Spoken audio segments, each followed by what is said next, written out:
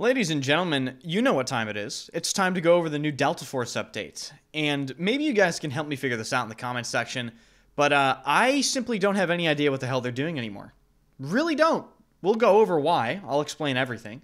And hope you guys enjoy the content. If you do, hit the like button, subscribe to the channel, and swing by the streams, because I stream every single day at twitch.tv/enders, first link in the description. This new Delta Force update came out today, as of uploading this video, the 13th, and it covers new events and operator balance adjustments. When I looked at that, I had hope for a second, because there are some operators that need some balancing. Luna! Luna needs to be changed, and this has been communicated ad nauseum since the beginning of the game. Then I saw Luna's name pop up just through, scrolling very briefly, not really reading it through, and I got, more excited. I was like, okay, maybe as I read this update, well, I'll get to the Luna section, and I won't be disappointed when I read the Luna change. So I'm scrolling up and down this update. First thing I see, Warfare event, Hill of Iron, okay, it's like a limited time game mode. And then I see a weekly event, okay, cool. Some operations, weekly supplies, like an expert choice, which I believe is something that features a creator weapon build as a suggestion for the community to try out. Something about, bundles in the Technic Alloy store. Then all the way at the bottom, you finally get to the operator balance adjustments. When I was reading this, I was excited to see that Luna was at the very top of these adjustments. But then I read what they adjusted.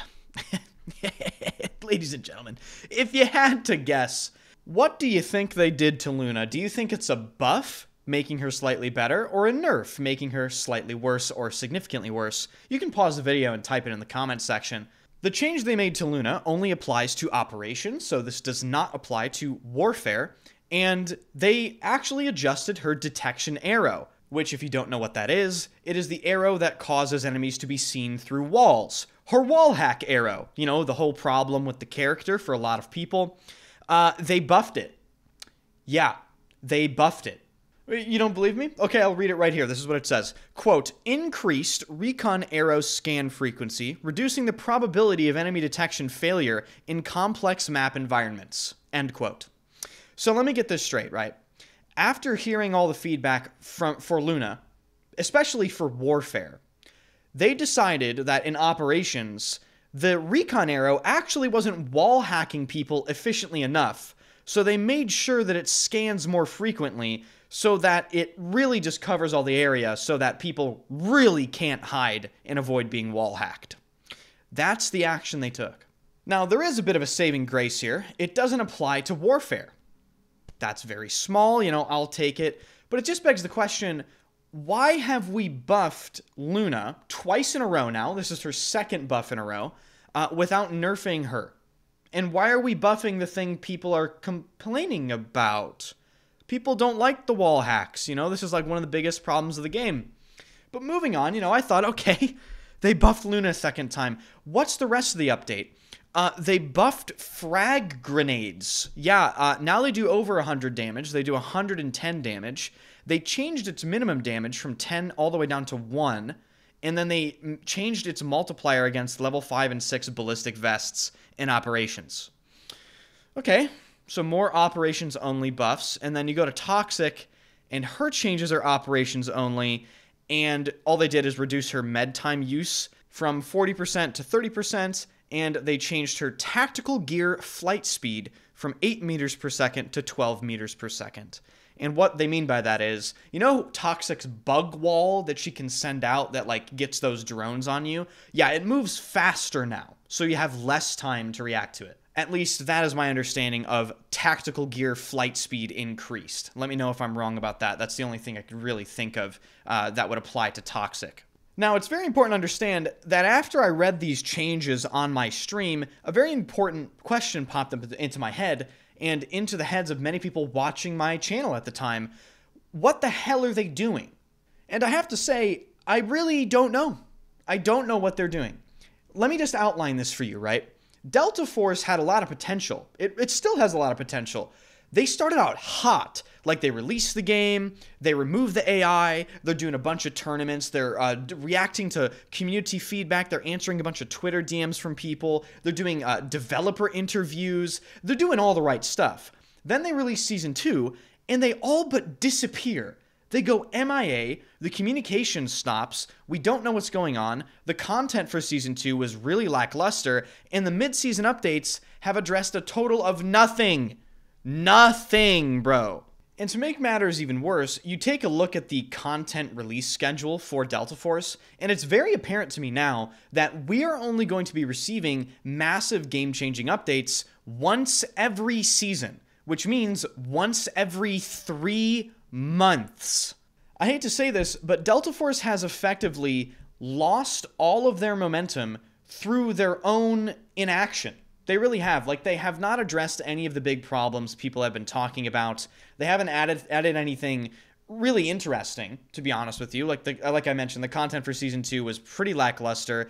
Operations is really the only thing keeping the game alive right now. And Operations, I keep getting told, is infested by cheaters. And I am well aware that it is unrealistic to expect insane amounts of content and insane amounts of changes and updates every few weeks. That's not realistic, and I'm not saying they have to do that. However, I would like to see in these mid-season updates that I just discussed in this video, I would love to see them address things that people are actually talking about, like the gunplay, and people complain their weapons don't have enough recoil. Address some things in Warfare. Nerf Luna in Warfare, a big easy one. Everyone wants you to do it. But as of right now, I think we can all sort of confidently agree that a lot of the wind that was in the sails during the release of Delta Force at the beginning is now out of their sails, and I'm not sure they can get it back because they already laid out what their content plans are for the game,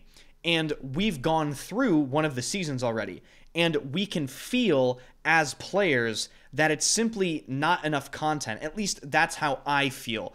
The Warfare maps, not good enough, and we actually got more content than we were anticipating during this new season. We're only supposed to be getting, I think, 1 map per season, and we got 2, and that was still not enough, in my opinion. Like, it was really lackluster. And the reason why it was lackluster, in my opinion, was the quality of the maps. Like Trainwreck and Knife's Edge, they're like 5 out of 10 maps. I'm not sure how the Operations map was that they added, but the Warfare maps, really, really bad. But not only were they lackluster maps, it's just not enough maps. When you go after a franchise like Battlefield, you better come prepared. You can't just make a free-to-play Battlefield sort of Warfare mode going directly after Battlefield and then half-ass the content you add to it, because people aren't going to look at it as like an alternative to Battlefield and it's okay if it has less content. No, if it's this Battlefield-like, people are going to expect you to deliver, at least in my opinion, the same amount, if not more content than Battlefield, because that's who you're competing with. And let's not forget, the recent Battlefield games haven't even satisfied Battlefield players at all. BF5, that game had its content canceled. Then with 2042, that game had an abysmal content release schedule that was completely unacceptable. If Delta Force really wanted to throw a knockout punch to EA during the downtime between the end of 2042 and the release of the next Battlefield game, they should have made sure that their Warfare mode had enough content in order to deliver that knockout punch. At least 3 Warfare maps per season. At least 5 or maybe even 6 weapons per season on top of that. And that's just like as a baseline. Because remember, ladies and gentlemen, I think a lot of Battlefield players want the amount of content they were getting when games had premium. Like in Battlefield 1, 4, and 3. You were getting 4 maps per content drop. In Battlefield 1, I think one DLC had 6 maps.